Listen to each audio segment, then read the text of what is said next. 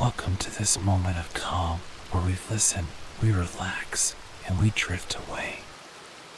Tonight, we find ourselves on a quiet road in the heart of the frontier. The rain falls in steady rhythm, the wind murmurs through the trees, and for a little while, time slows to a gentle pause.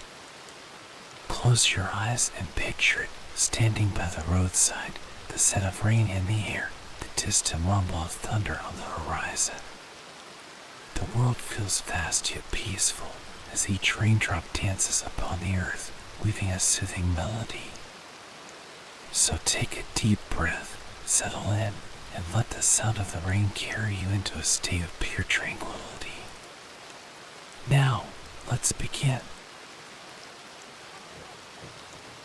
Once upon a time, there were only Indians upon the earth, and the tribes had a great spirit who was their ruler.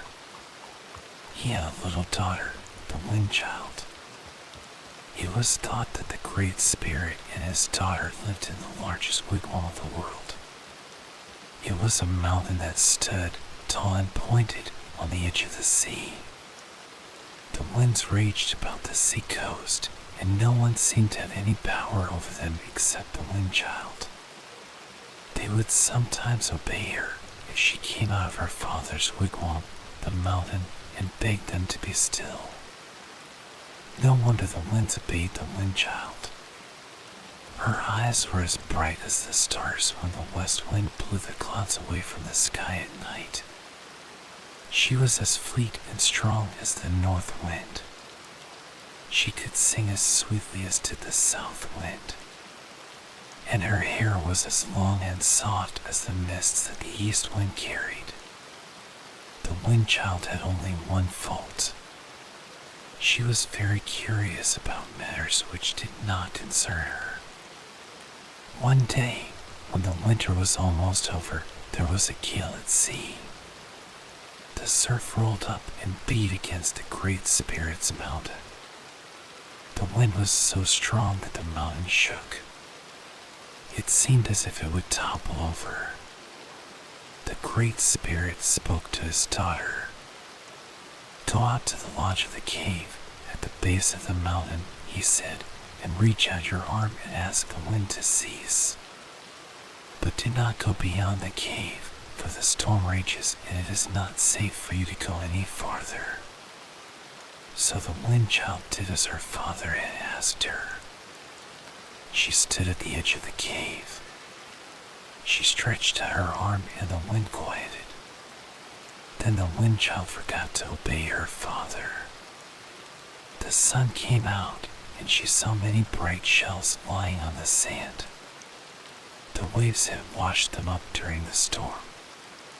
She left the mountain and ran along the beach gathering shells.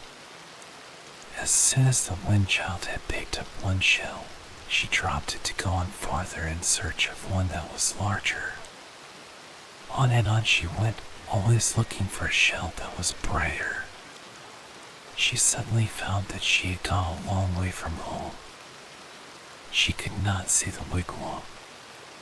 She found herself, with a magic trail the shells had led her, in a deep, dark forest. It was a frightful place, and the trees shut the Wind Child in on all sides. They seemed glad to see the Wind Child. The forest was settled by a strange race of grisly people.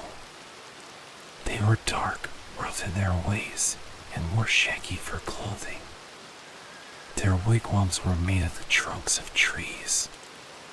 They had great fires in the open places of the woods about which they sat. They seemed glad to see the Wind Child.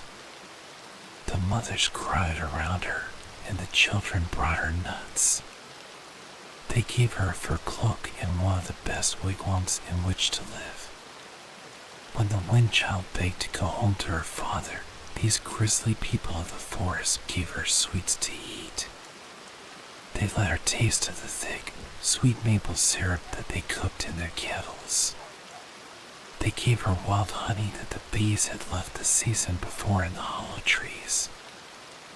After eating these, the Wind Child forgot all about her home and lived with and learned the ways of these forest people. Years and years passed, and she was still among them, grown as wild and savage as they themselves were.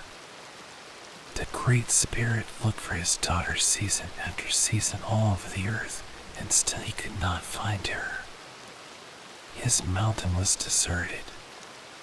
His voice could be heard calling her in every wind that blew. Great drought and famine came upon the land because he neglected the earth. It was a time of great suffering. But one day he came upon the grisly people. They were moving their camp from one part of the forest to another. In their midst was the wind child, looking almost like one of them. She knew her father, though, and ran to him, begging to go home with him.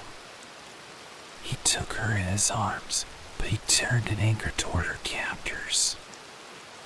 As the Great Spirit gazed in anger upon the grisly people, they drew their fur cloaks over their heads. They dropped down to the ground at his feet to beg for mercy.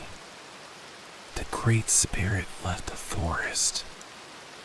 As he did so, these wild people of the woods found that they could not rise to their feet again. They were not able to draw their fur cloaks from their heads. They went about all fours, covered from head to foot with shaggy fur. They could not speak, but could only growl. They were the first bears, and there have been bears ever since in place of the strange savages who captured the wind child. The Great Spirit took the wind child to the top of the mountain, and they lived there always. On her return, the rain fell and the sun shone, and there was plenty in the earth again.